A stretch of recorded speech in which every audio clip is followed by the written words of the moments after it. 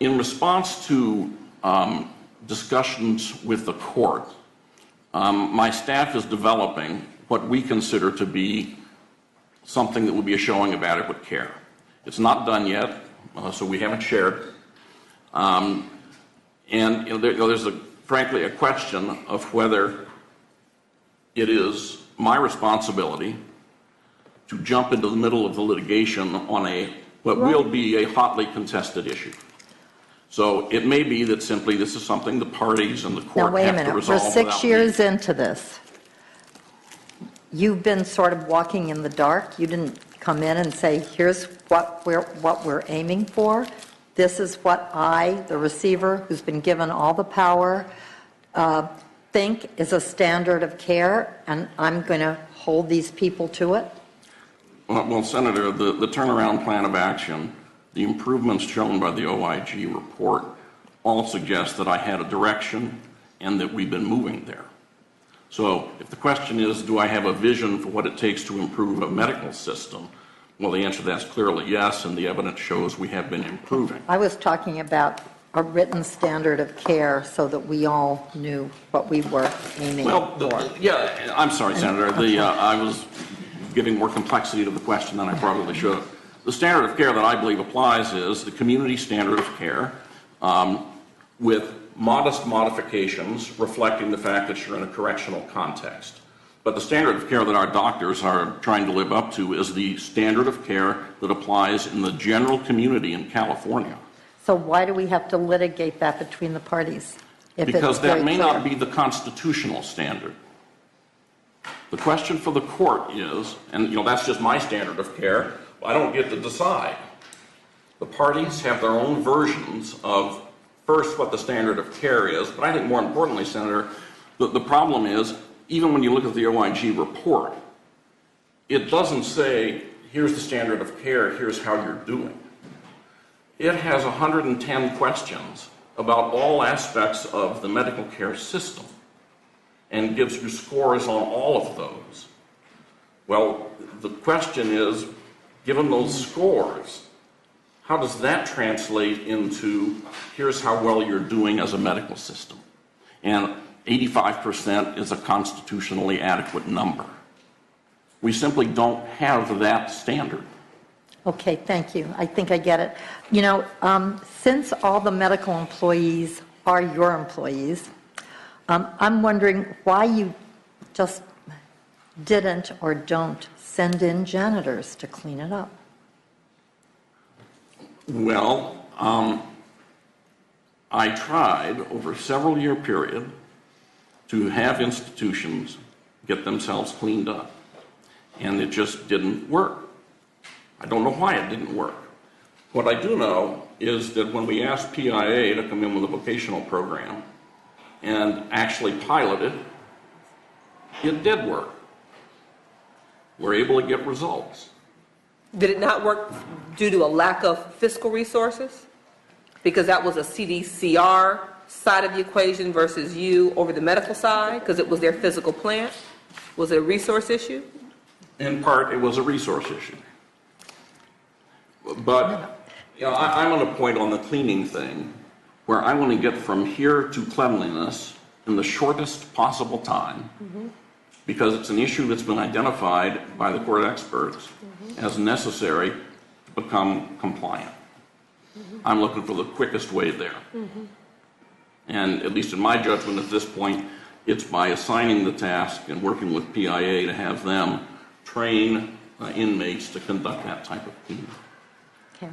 Yeah, and then just finally, and then we'll go to CDCR because we'd like to have their overview of where we are now too.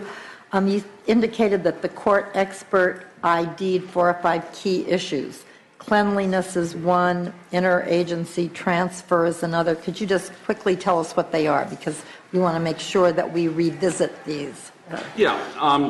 The third would be medication management and documentation of medication management. The fourth is, in general, the inappropriately sized facilities. That's going to be addressed by the HICFIC building construction process. And the fifth, and this does relate to those findings of clinical errors. We don't have, until recently, or didn't have, an appropriate level of oversight of individual institutions. That's because we had headquarters, and I did away with a regional layer of supervision about 3 or 4 years ago because it wasn't working. But that meant we had headquarters supervising 33 institutions. And the court experts were concerned that one of our issues with clinical care is we didn't have enough people, supervisory people, conducting oversight on the ground in the institutions. And we have this year already established then 4 regional level offices conducting healthcare oversight, and they're working with the court experts on exactly how do they perform their function. But we're going to be having a greater presence, oversight presence, on a clinical basis within the institution. So those were, I think, the 5 big ones that we are in fact working on. Now, frankly, Senator, there's some other things that the experts noted that we're not working on. For example, every report essentially criticizes the state's progressive discipline system and says, do away with it. Why can't you just fire people? Well, I'm not, I think the progressive discipline system works. We've been able to work within it, and I don't know that that's causing us that much of a problem, and I don't think that's a constitutional requirement, so I'm not going to do that one. There also, throughout the reports, were heavy criticisms of our budgeting. Well, frankly, I think the court experts who are not from California don't understand the budget process out here. So to them, it has looked like your budgeting and expenditure controls are all out of whack. I think, frankly, ever since we started getting our costs under control, we have been working very closely with Department of Finance, LAO, the staffs of the various budget committees to try to make sure that we're basically within normal state budgeting processes. And last year we didn't have a deficiency. I don't think we're going to have a deficiency this year. And in fact, we've been able to help out CDCR with a variety of budget-related matters. So there's some things like that in the expert reports that we really are not doing anything on. What we're focusing on much more is the clinical issues. Okay, in 2010, you anticipated that once your information technology projects and construction projects were completed, the receivership would no longer be required. At that time, you thought it would take approximately 2 years to complete those. Could you just give us an update on both the IT projects and the healthcare facility improvement program? Sure. There were about, at one time, maybe 3 or 4 years ago, we identified 17 key IT projects that we were trying to complete. I believe we're down just to one, and that's the electronic medical record project. Frankly, back in 2010 and 11, I had to decide right then, do I want to take on, in addition to these other 16 projects, a high-risk, expensive, complex project to bring on a commercial electronic medical record system.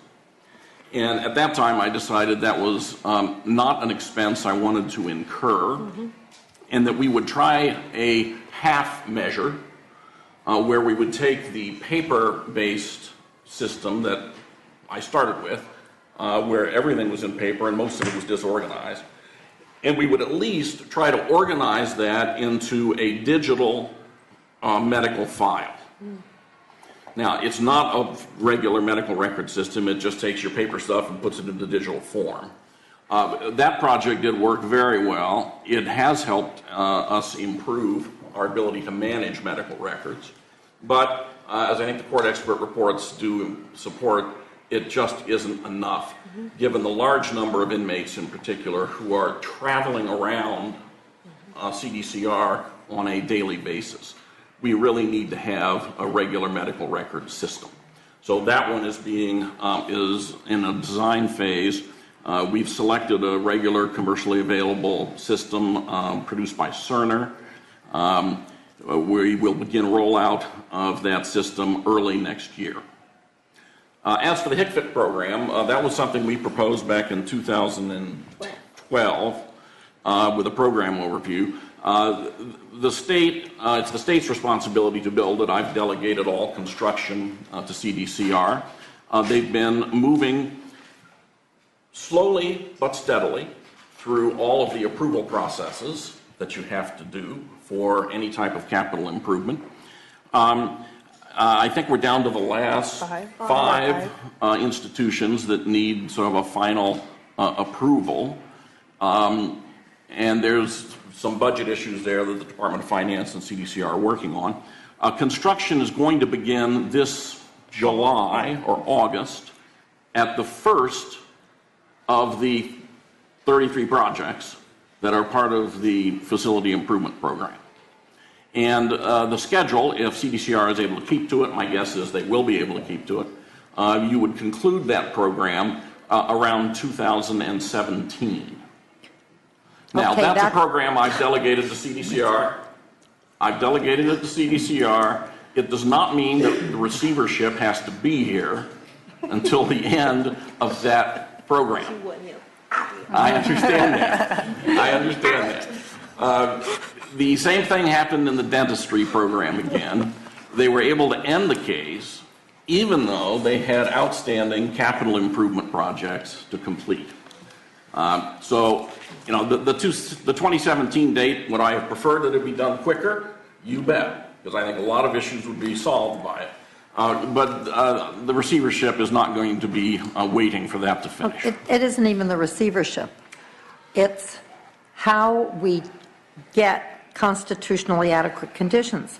4 years ago, you estimated it would take 2 years. Okay, it's been 2 extra years, and now we're talking about 3 more years.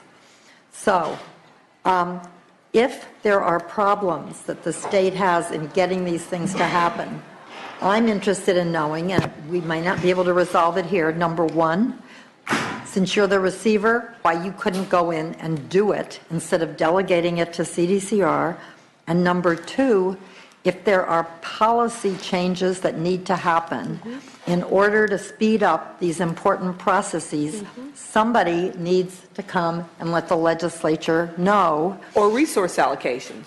Or resource allocations.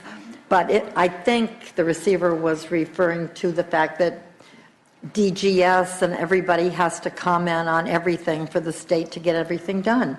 Well, if we're talking about literally life and death in some cases, it would be helpful not to wait till we see it in a report and think to ask you about it at budget hearings. That's all. I mean, we're here to try to get government to work. I just would add one piece to that, and that has to do with the medical record project. I think it would be very important that you manage our expectations, because, you know, all of the major health systems, Wall Street Journal, maybe it was LA Times, one of the two, did a report in the last 3 weeks talking about, you know, it looks like utopia, but getting there is a process. It's not just the system, it's the training of the personnel to use it. That's right, because junk in is junk out. Yes. And so, as Madam Chair is very clear about the timeline and the fact that we continue to fall short, I think making sure that you are clear and stay on top of and communicate early time frame and resource needs around the that project is going to be very important, because if I were a betting woman, I would say it's going to take twice the amount of time that you think it's going to take today, just because that's a huge culture shift. If you think space allocation is a problem now, wait till you move in those systems for them to try to enter it. I think that there's probably, in that fact that it's in a locked system, there will be heightened security issues that, you know, may not be the issue in other health systems. I mean, I could just sit here and imagine all of the, not that they're barriers that can't be overcome, but it'll take a minute. So I just think in terms of managing our expectations, that's one you might want to be ahead of, because it's going to take a while. Appreciate that. And, okay, finally, But before we move to to Ms. Touche, so what kind of training are you giving the medical staff? As a general matter, first we train according to discipline, obviously. The nursing training is something that really early on we worked heavily on to make sure that nurses, as they come in, receive training in our policies and procedures, the requirements that they're supposed to be living up to. And that training program has been in place for quite a few years now. It was initially done by our HR department and headquarters. So could you just distributed. send us a copy of the training program so we could look Sure. at it? Great. Sure. Great. Similar things for physicians. It's obviously a different class at a professional level. Part of what you're supposed to be able to assume is that, well, they're a competent physician. We've been hiring only board-certified physicians, so we have an expectation of a basic level of knowledge. We will also, though, send you the training materials that we have that try to say, here's corrections, here's what you're supposed to do here. And here's what corrections is about. Yes. In the 21st century, they may not be prepared to respond appropriately to the conditions that they find in the individuals. Okay, thank you. Ms. Touche. Yes. So, We would like CDCR's sense of where we are now. so in general terms, I agree with Mr. Kelso's assessment of what has been going on with the medical care. We did go through all the OIG scores and the court expert tours, and now we're in the phase of, working with the OIG, the court experts, in finding the new tool to assess the quality of care, since that's become the main issue. And as Clark has discussed, they have, over the past year plus, created the dashboard that has been utilized by the medical folks as well as our mental health folks to track important issues, trends, to highlight these are the things that you need to focus on, and then you can drill down. So if you see something that's not working, you can drill down to the institutional level and look at those items. So, and then also this year rolling out the regional, as Clark discussed previously, with the dental program and what we did with getting out of the Perez lawsuit. We had a very strong regional team that we could not have progressed as we had progressed without those folks out there, bootstraps on the ground, out at the institutions. As I went out with them, I knew that they were doing their job if they went to the institution, and the folks at the institution knew them by name. So I think that is a key element that we've started in the medical program to really get that direct oversight that's necessary at the program level. And the other issue that Clark did not mention is that I believe, and so he can correct me if I'm wrong, is one of the issues that was in the forefront with the Plata lawsuit was the number of preventable deaths. And the number of preventable deaths that have been reported are consistently going down now. And so we do see that quality of care improving as indicated by the decreasing number of preventable deaths. And so while we still do have these simple departures and some of the incidences indicated in the court expert reports, I believe overall quality of care is improving. And, and that improvement also impacts the dental, because when we were looking at the dental, we had to have overlap between what the medical folks were doing with some of the people who were on Coumadin therapy and make sure that we had that working together. So, while we had our tool and we would go out and do a pre-assessment, and it would help us identify problems, solve those problems, and then be able to move forward. So I agree, we need to find, that tool, that point, so that we can move forward with the Plata. Yeah, thank you. I should probably say, for full disclosure, I did have a constituent who died in Vacaville State Prison of an abscessed tooth. He died when he finally got the attention of medical people and died in the ambulance on the way to the hospital. So I know how far we had to go and what we had to do to treat people as human beings. Let me ask you a couple of questions here, and that is the disconnect between custody staff and medical staff has come up many times. What kind of training is CDCR giving custody staff who are going to be working with patients in our medical facilities? So I have a list here because I don't want to forget anything. So we do, yeah. Could you move the mic a little closer? Oh, okay. All right. Thank you, Joyce. Okay, so we have the regular new employee training that folks go through, as well as regular in-service, what they call block training, that they do out at the institutions. And so for the short list that I have here, they have suicide prevention training, they have training on identification of special needs inmates, Information Practice Acts, heat-related pathologies, Armstrong overview, HIPAA, prevention of infectious diseases, inmate patients' rights and responsibilities, CPR training. All the custodial officers have to have CPR training. They get 1 full day of mental health training at the Cadet Academy. They also, in between 2011 and 2013, they did collaboration training with the mental health folks and the custody folks at 7 institutions to get more of culture change with those. And in fact, I was just out at LAC about a week ago, maybe 2 weeks ago, and the warden there informed me that he still has his folks, his custody folks and his mental health folks get together in the visiting rooms quarterly to have conversations about what's working and what's not working. And so at LAC, we just opened up the new EOP treatment building there, and I was out there to cut the ribbon, and you can sense the difference, as from what you had seen in the past, especially out at LAC.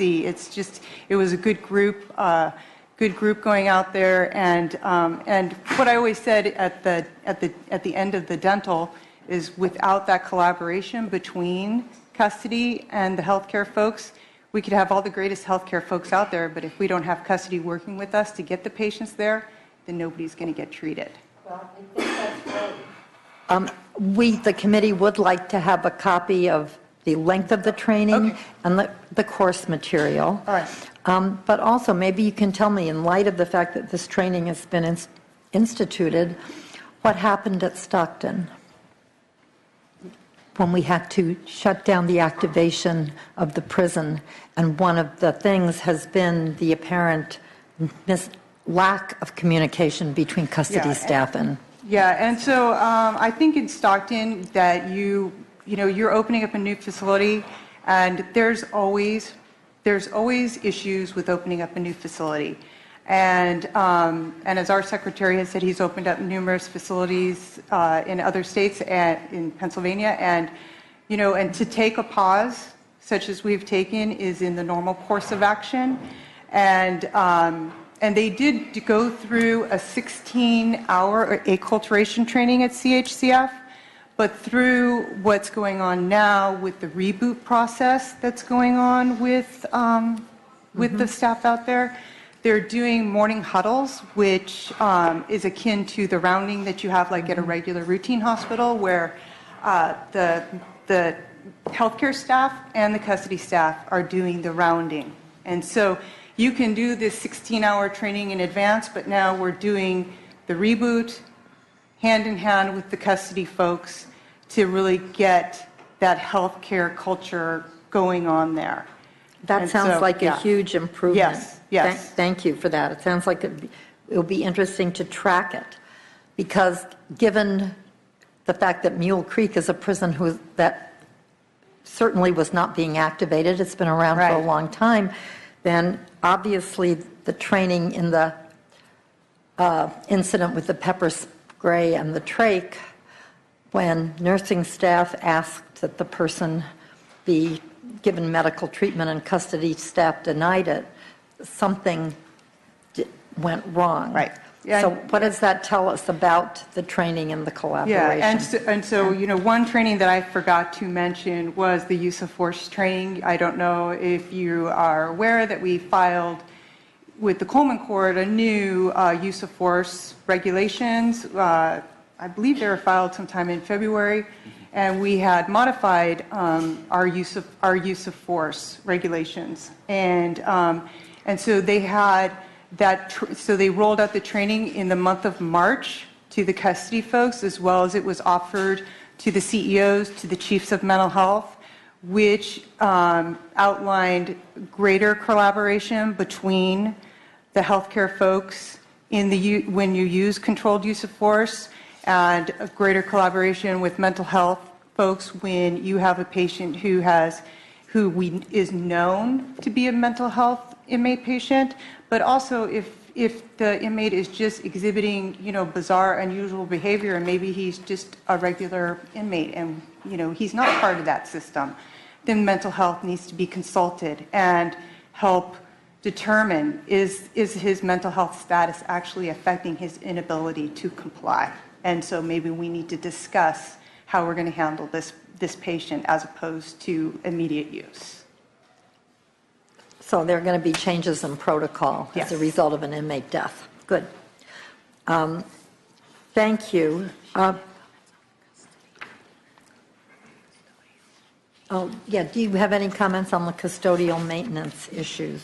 At this time, I don't. I have read the court expert reports. Cleanliness continues to be an issue that, that we need to have addressed and to get the clinics clean.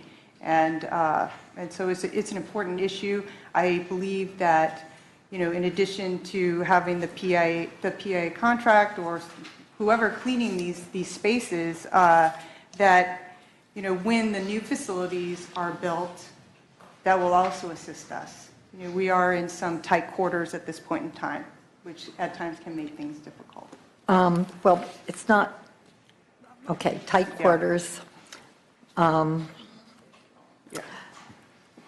So, what I would like to know, what CDCR or the receiver plan to do to address the problems raised by the medical evaluations that suggest that prisoners and medical personnel are not given adequate privacy to conduct appropriate medical examinations, particularly handcuffing people when they're given blood pressure tests or placed in cages for medical evaluations.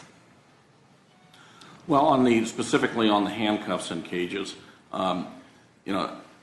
always within a prison, you're trying to balance the patient safety and healthcare needs with your own clinical staff, their safety and needs. We've made it clear, as a result of the reports of the handcuffing incident, we've made it clear to institutions and reminded them that medical staff, if they see any type of restraint that is interfering with their ability to conduct an examination, that they need to push on that issue. And then it then becomes the custody officer's responsibility to figure out how do I remove that restraint in a way that makes it possible for healthcare to conduct its examination in a safe way. So part of this was, I think, our own clinicians had gotten into a habit and a general practice where, okay, at this institution, they come in handcuffs. And we're not questioning that practice. And we've made it clear now to all institutions that no, healthcare has to be an advocate for whatever it takes to conduct an appropriate examination.